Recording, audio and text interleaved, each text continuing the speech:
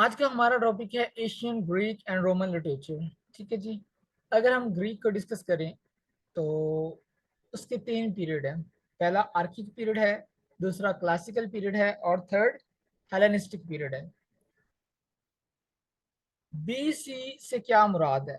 कोई भी डेट लिखी होती है ना, कोई भी पीरियड लिखा होता है, साथ जो है ना बीसी आता है और बीसीई आता है, इसके अलावा एडी आता है और सीई आता है। बीसी से मुराद है बिफोर क्राइस्ट, यानी कि हजरत ईसा इस्लाम से पहले का दौर। ठीक है जी। और दूसरी तरफ एडी से मुराद है एनोडोमनी, जो कि एक लैटिन फ्रेज है। इसका मतलब है इन द ईयर ऑफ लॉर्ड, यानी कि हजरत ईसा इस्लाम की पैदाइश। ठीक है जी। अब जो जो लिबरल्स हैं वो इसको नहीं मानते। ठीक है। और वो क्या कहते हैं जी, बीसी को वो कहते हैं बीसीई, यानी कि बिफोर कॉमन इरा। और एडी से मुराद एनोडोमनी है, लेकिन इसकी जगह वो सी इस्तेमाल करते हैं, जिससे मुराद है कॉमन इरा। ठीक है। बीसी की जगह बीसीई यानी कि बिफोर कॉमन इरा, और एडी की जगह सी यानी कि कॉमन इरा। क्लियर है? बिफोर क्राइस्ट, और इसी की जगह जो लिबरल्स हैं वो इस्तेमाल करते हैं बीसीई। दूसरी तरफ एडी से मुराद anno domini, in the year of lord, तो इसको वो क्या कहेंगे, सी यानी कि कॉमन इरा। अच्छा, अब ये ना सेंटर जो जीरो आपको नजर आ रहा है बड़ा सारा रेड कलर में, फॉर एग्जाम्पल ये वो साल है जब हजरत इस्लाम की पैदाइश हुई। अब इससे पहले की जितनी भी डेट होगी ना, हम उसको माइनस करते जाएंगे। ठीक है। उसको हम माइनस करते जाएंगे। फॉर एग्जाम्पल आर्किक पीरियड जो है वो है 9th सेंचुरी बीसी। ठीक है। तो हम कहेंगे कि जो आर्किक पीरियड था वो पहले था, इसलिए वो 9th सेंचुरी बीसी में था। ठीक है। उसके बाद आता है क्लासिकल पीरियड। ठीक है। क्लासिकल पीरियड जो है 5th से 4th सेंचुरी में है। और फिर आपके पास आता है हेलेनिस्टिक पीरियड। ठीक है जी। ये तीन पीरियड जो हैं इनको हम स्टडी करेंगे, और इसके अंदर जो राइटर्स हैं उनको हम स्टडी करेंगे। ठीक है। अच्छा जी। आर्किक पीरियड जो है, आर्किक पीरियड से क्या था, उस वक्त ग्रीक की जो डार्क एजेस थी वो थी। ठीक है। जिसके अंदर इग्नोरेंस, इनजस्टिस और भी बहुत सारी काइंड्स की जो मिजरीज थी, इसलिए उसको डार्क एजेस कहा जाता है। और आर्किक पीरियड जो है ये है स्टार्ट होता है 9th सेंचुरी बीसी से 5th सेंचुरी बीसी के जो टाइम पीरियड है उसको आर्किक पीरियड कहा जाता है। इसमें जो सिटी स्टेट्स हैं वो फॉर्म्ड हुई, और ये लोग वॉर में थे एक दूसरे के साथ कंटिन्यूसली। ठीक है जी। Ruled by tyrants. और जो पर्शियंस थे वो इस पूरे जो जितनी भी स्टेट्स हैं, ठीक है, इनका जो कॉमन एनिमी था वो था पर्शियंस। इस दौर के जो मेजर पोइट्स होमर है, हेसियड है, सोफो है। ठीक है। देखें, आप लोगों के जितने भी लेक्चर्स हैं वो सारे के सारे, सॉरी क्वेश्चंस जो हैं वो एंड पे मैं लूंगा। ठीक है। नेक्स्ट हमारे पास इसी पीरियड के अंदर जो है, आर्किक पीरियड में जो राइटर हमारे पास मेजर है वो है होमर, 18th सेंचुरी बीसी में। ये ब्लाइंड पोइट के नाम से जाना जाता है। ठीक है। अगर क्वेश्चन आता है who is known as a blind poet, तो फिर आपने उसका आंसर होमर ही लगाना है। लेकिन अगर कोई स्पेसिफिक टर्म यूज होती है मिल्टन के बारे, who is noun English blind poet, इस तरह का कोई टर्म आती है, तो फिर मिल्टन होगा। अदरवाइज जो फेमस ब्लाइंड पोइट के नाम से जाना जाता है वो होमर ही है। इसके जो फेमस वर्क्स हैं वो एक इलियड है जो कि एपिक है, एक ओडेसी है वो भी एपिक है। और ये वन ऑफ द ओल्ड जो एग्जिस्ट करते हैं वर्क्स, उनमें से एक है। और वेस्टर्न लिटरेचर का ये सेंटर माना जाता है। और इसमें जो ट्रोजन वार है वो इसका थीम है। और इसमें जो एगामेमनन है, अक्लीस हैं, ठीक है जी, उनकी जो फाइटिंग है वो भी इसमें डिस्कस होती है। और जो ट्रॉय सिटी है उसके साथ और ग्रीक की जो वॉर हुई है वो भी डिस्कस होती है। नेक्स्ट हमारे पास ओडेसी है, इसको ये सीक्वल है द इलियड का।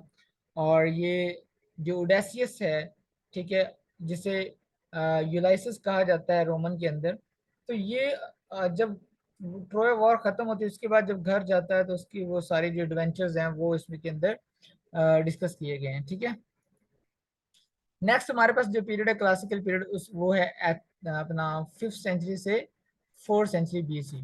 ठीक है जी, ये वाला।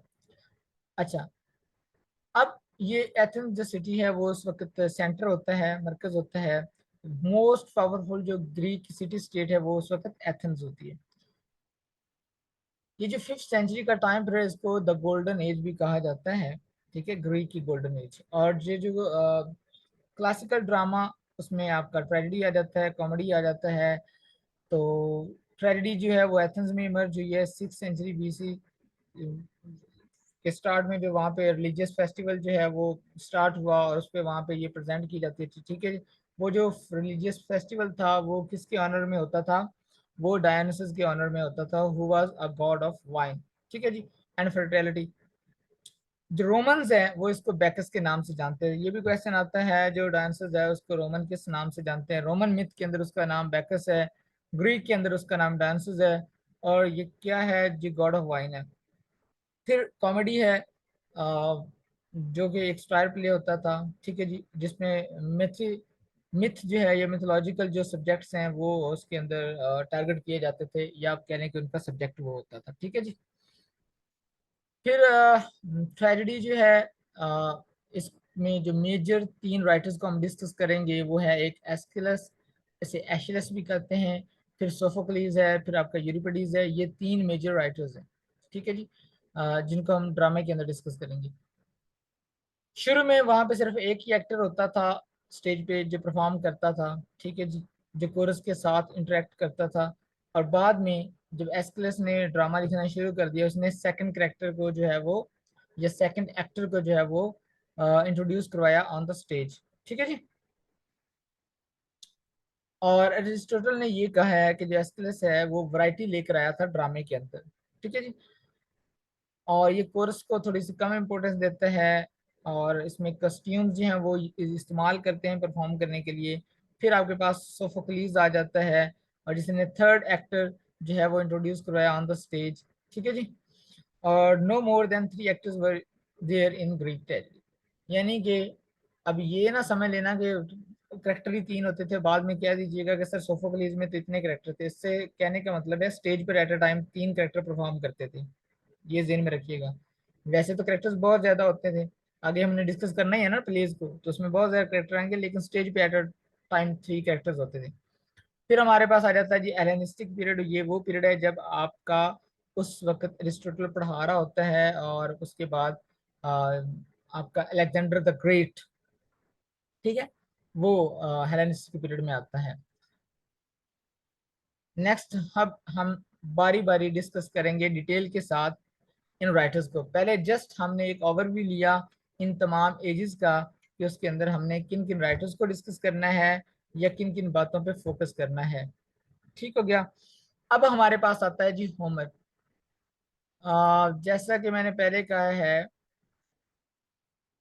कि मैं बाकी तमाम आपकी क्वेश्चंस लूंगा, आप सुनते जाएं, पॉइंट्स नोट करते जाएं। ठीक है जी, BC AD वो भी मैं समझा देता हूँ वंस अगेन। ठीक है, एक सेकेंड होमर देखें।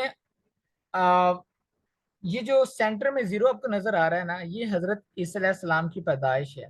ठीक है जी, उससे पहले का जितना भी टाइम पीरियड था, ठीक है, उसको कहा जाता है BC, यानी कि बिफोर क्राइस्ट। हजरत ईसा अलैहिस्सलाम की पैदाइश का जितना भी जमाना है उसको BC के नाम से जानते हैं, या उसको BCE कहा जाता है, यानी कि बिफोर कॉमन ईरा। ठीक है, या उसको BC लिखते हैं, बिफोर क्राइस्ट। दूसरी तरफ एडी से मुराद एनो डोमिनी, जो कि एक लैटिन फ्रेज है। ठीक है, और इससे मुराद है in the air of Lord. Clear है? इसको CE भी कहते हैं, कॉमन इरा भी इसे कहा जाता है। ठीक हो गया।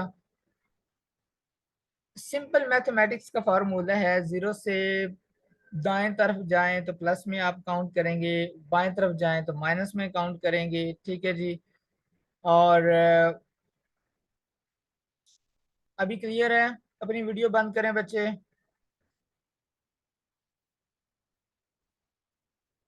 हाँ अब क्लियर हो गया, थैंक यू। चलो नेक्स्ट चलते हैं होमर पे। जिस बच्चे की वीडियो ऑन है वो काइंडली अपनी वीडियो बंद करें।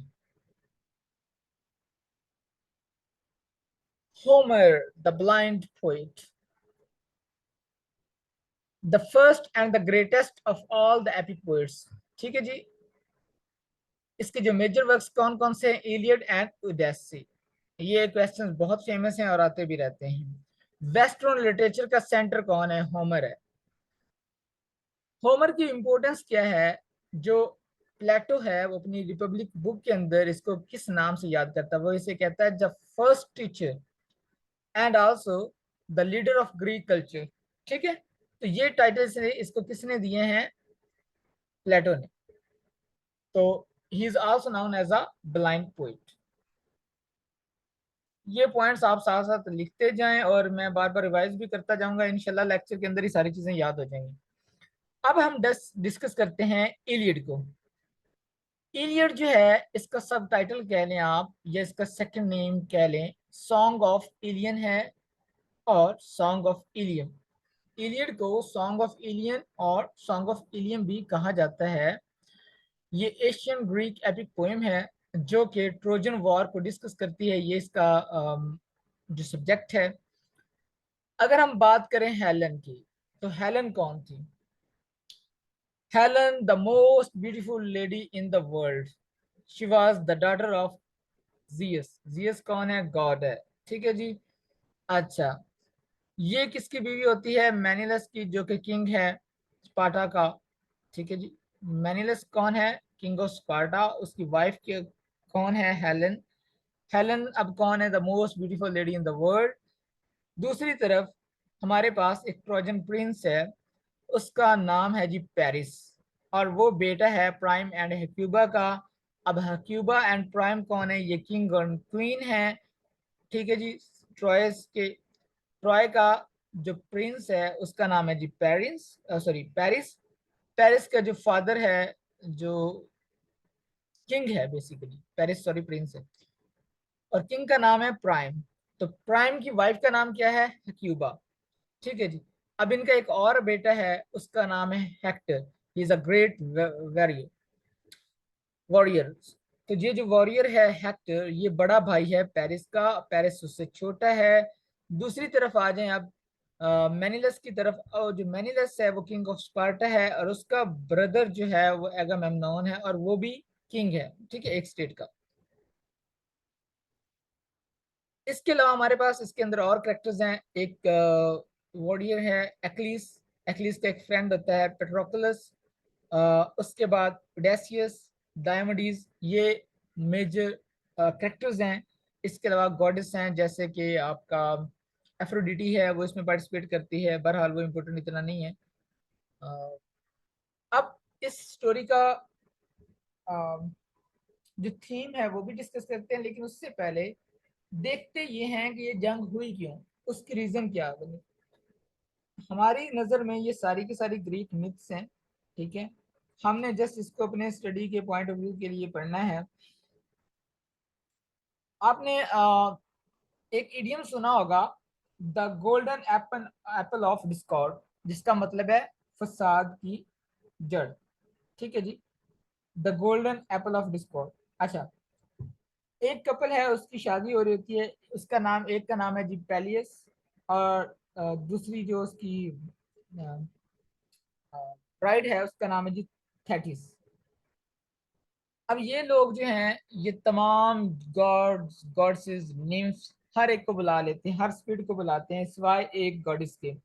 उसका नाम है जी एरिस। यहाँ पे मैं लिख देता हूँ।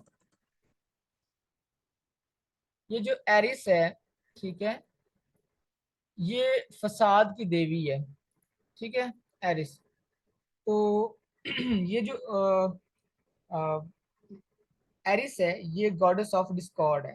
ठीक है, फसाद की देवी है। इसको वो इनवाइट नहीं करते। अब इसको ये बर्दाश्त नहीं होता। ये इसको एज अ इंसल्ट फील करती है कि ये तो बड़ी ह्यूमिलेशन की बात है, सबको बुलाया है मुझे नहीं बुलाया। लिहाजा ये एक एप्पल लेती है, गोल्डन एप्पल। ठीक है, और उस पे लिख देती है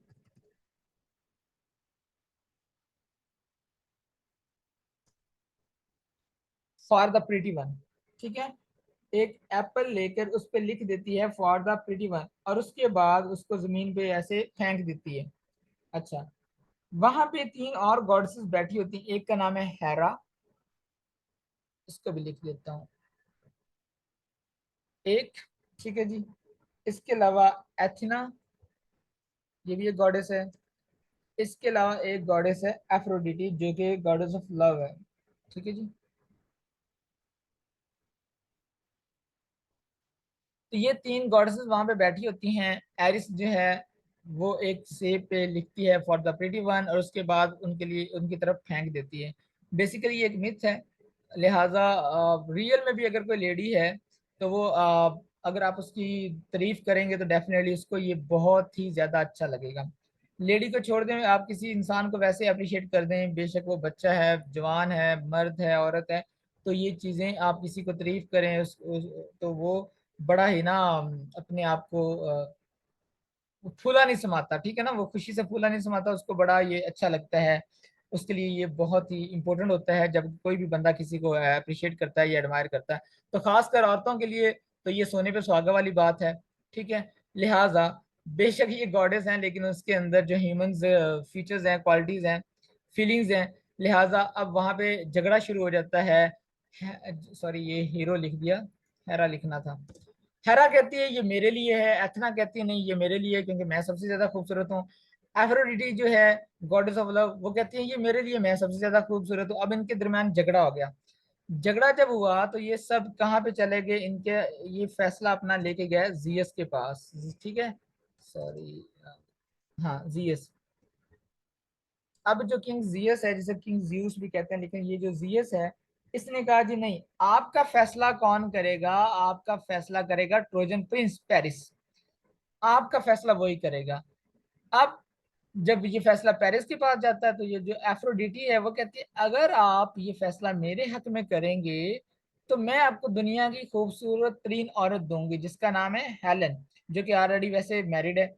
ठीक है, अब पेरिस क्या करता है, वो फैसला एफ्रोडिटी के हक में दे देता है।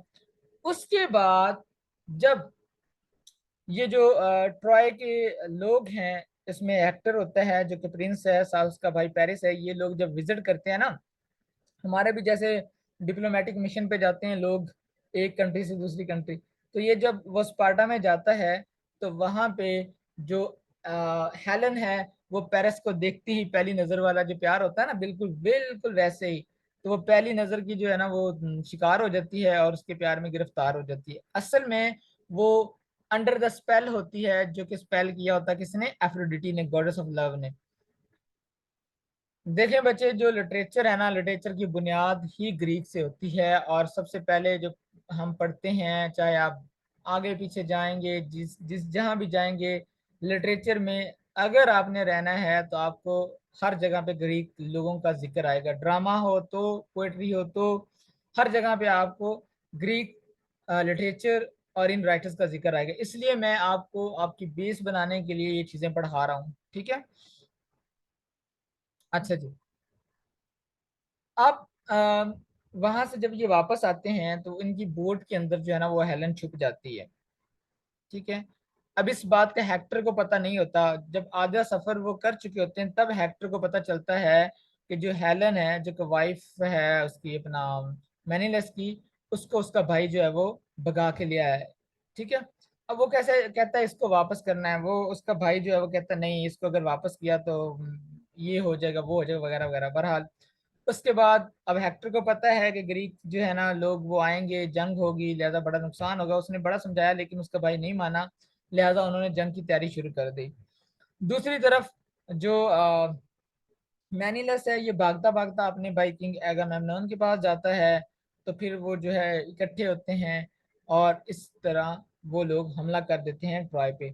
डॉक्टर फास्टस के अंदर भी वो एक सीन आता है जहाँ पे वो ख्वाहिश जाहिर करता है हेलन को देखने की। जब हेलन आती है तो वो कहता है is this the face long thousand ships, तो जिसकी वजह से हजारों कश्तियां जो है वो ट्रॉय पे चढ़ दौड़ी थी हमला करने के लिए। लिहाजा इस तरह फिर वो जंग स्टार्ट हुई उस जंग के अंदर अक्लीस था जिस पे किसी भी किस्म का कोई हथियार असर नहीं करता था, ये भी एक मिथ है। और उसको किसी भी जंग में कभी शिकस्त नहीं हुई थी, चाहे वो डुअल कम्बाट हो यानी कि 1-to-1 फाइट हो या जंग हो, वो कभी नहीं हारा था और ना ही कभी वो शिकस्त से हुई थी, या आई मीन टू से कभी वो बहुत ज्यादा सीरियस किस्म का इंजर्ड हुआ था, ऐसा कुछ भी ना था।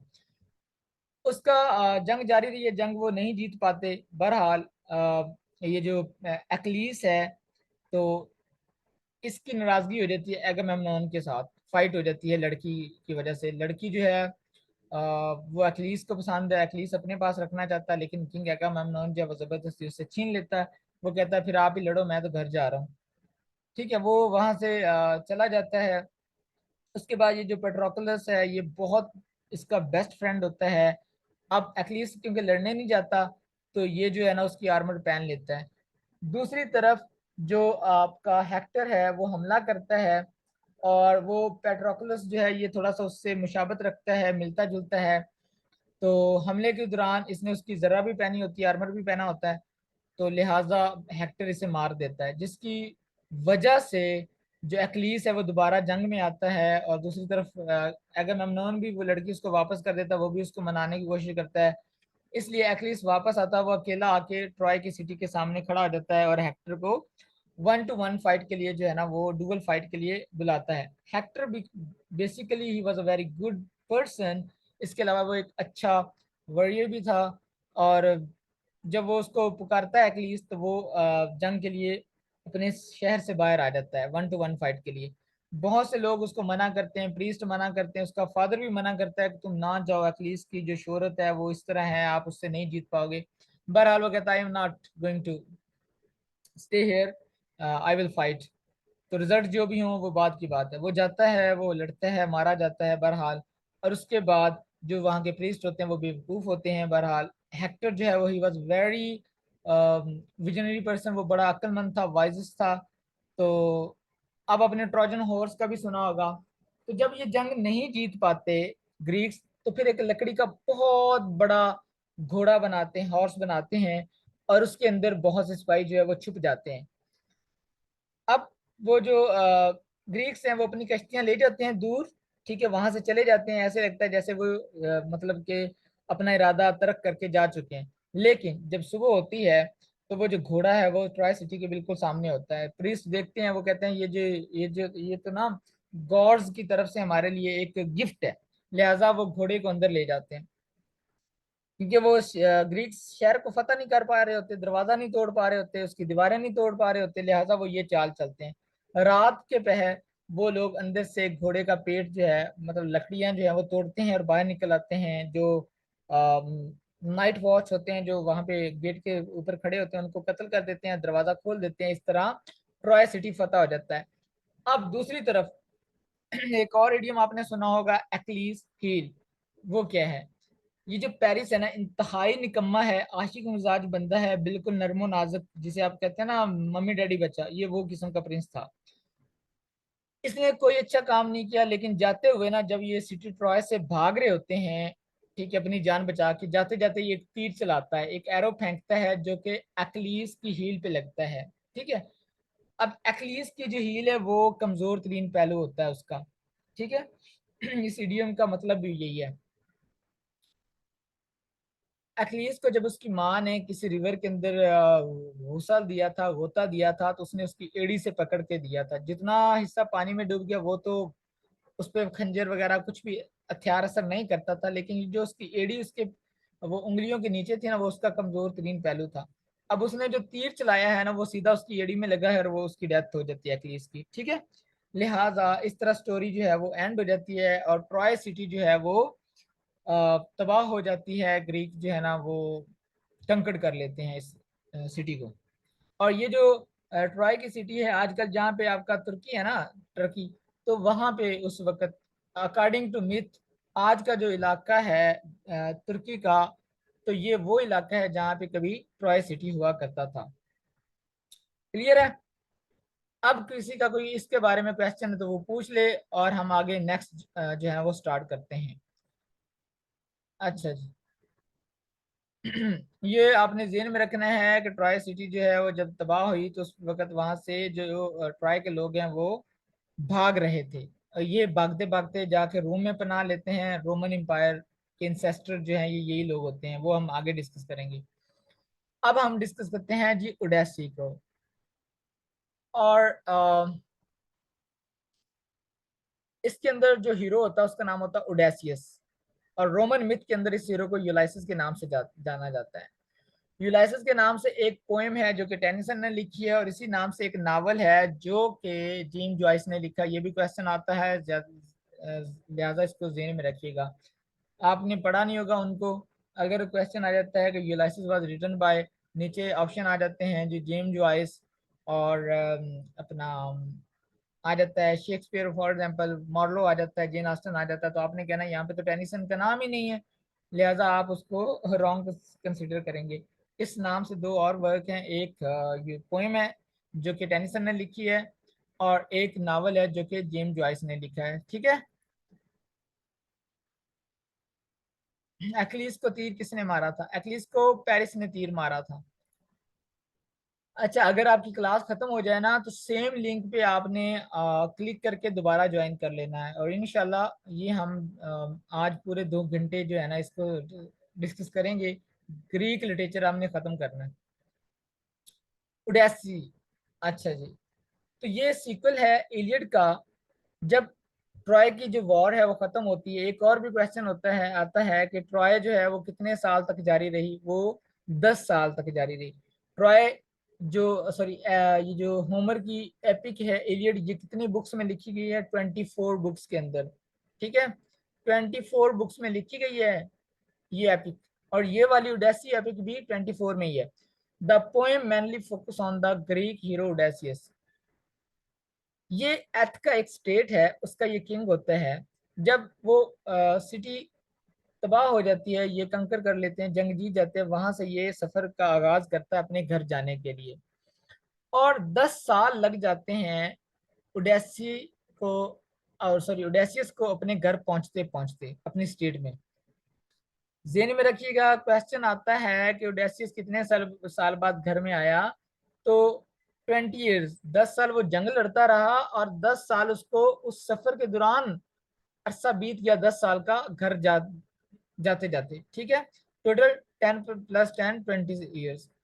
अच्छा जी, अब 10 साल के लिए ये गैर हाजिर रहता है, गायब रहता है, तो बाकी लोग अपनी अपनी स्टेट में पहुंच जाते हैं। लिहाजा जो लोग हैं इसकी एब्सेंस में वो ज्यूम कर लेते हैं कि ओडेसियस जो है वो मर चुका है। अगर ना मरा होता तो अब तक घर वापस आ चुका होता, बाकी लोग जो आ चुके हैं। उसकी जो वाइफ है उसका नाम होता है पेनल्पी, और उसका जो बेटा है उसका नाम होता है टेलीमैकस। इसके अंदर जो गॉडेस एथना है, जो भी हमने पहले पढ़ी थी, जिसका जिक्र आया था, वो इसके अंदर हेल्प करती है ओडेसियस को उसके घर पहुंचने में और उसको अपना भेष बदलने में। ठीक है जी। तो कुछ स्यूटर्स होते हैं जो कि आते हैं, प्लान जो पेनल्पी है इसको तंग करते हैं, वो कहते हैं कि हम में से कोई एक सिलेक्ट कर लो, लिहाजा हमसे शादी कर लो, आपका हस्बैंड की तो डेथ हो चुकी है। फिर वो बड़े उसके अंदर एडवेंचर्स होते हैं। वो कभी एक जजीरे पे फंस जाता है, वहां पे एक जाइंट होता है एक आंख वाला, तो उसके बाकी साथियों को मार देता है, कुछ बच जाते हैं, उनमें से एक ये भी बच जाता है। फिर एक जजीरे पे चले जाते हैं जहाँ पे विचेस होती हैं। इस तरह ये बहुत ज्यादा जो है ना मुश्किलात के बाद घर पहुंचता है। हम एडवेंचर्स को डिस्कस नहीं करेंगे, हम आते हैं अपने टॉपिक की तरफ। अच्छा, अ, वो इसको बेस बदलने में ना जो है ना वो अपना हेल्प करती है। फिर वहां पे जाता है, इसकी एक ना कमान होती है जिसको कोई भी सीधा नहीं कर सकता, उसमें जो वो डोरी है वो जोड़ नहीं सकता सिवाय इसके। तो वहां पे वो कंपटीशन रख देता है कि जो इसको जोड़ेगा वही पेनल्टी से शादी करेगा, कोई और नहीं जोड़ पाता सिवाय इसके। तो उससे पहले उन शूटर्स को मारने के लिए ये प्लान बना चुका होता अपने बेटे के साथ। एनी हाउ, ये उस कमान को जोड़ लेता है जिसकी वजह से इसकी वाइफ को भी ऐसे पता चल जाता है। फिर उनको ये मार देता है, और एट द एंड ये दोबारा से अटका का जो है ना वो किंग बन जाता है, स्टोरी खत्म हो जाती है। जॉर्ज चैपमैन जो है, ये क्वेश्चन आता है कि ओडेसी को और सबसे पहले किसने ट्रांसलेट किया था? वो जॉर्ज चैपमैन है, 1616 में इसने ट्रांसलेट किया था इंग्लिश के अंदर। ठीक है जी। और इलियड का एक और क्वेश्चन होता है, इलियड का जो सीक्वल है वो कौन सा है, ओडेसी है। ये क्वेश्चन ये आ जाता है कि ओडेसी किस पोएम का सीक्वल है, वो है इलियड।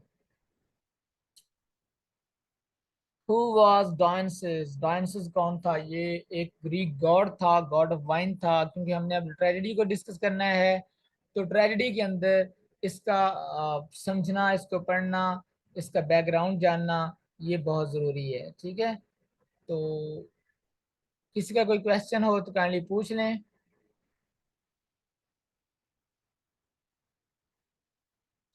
नेक्स्ट लेक्चर के अंदर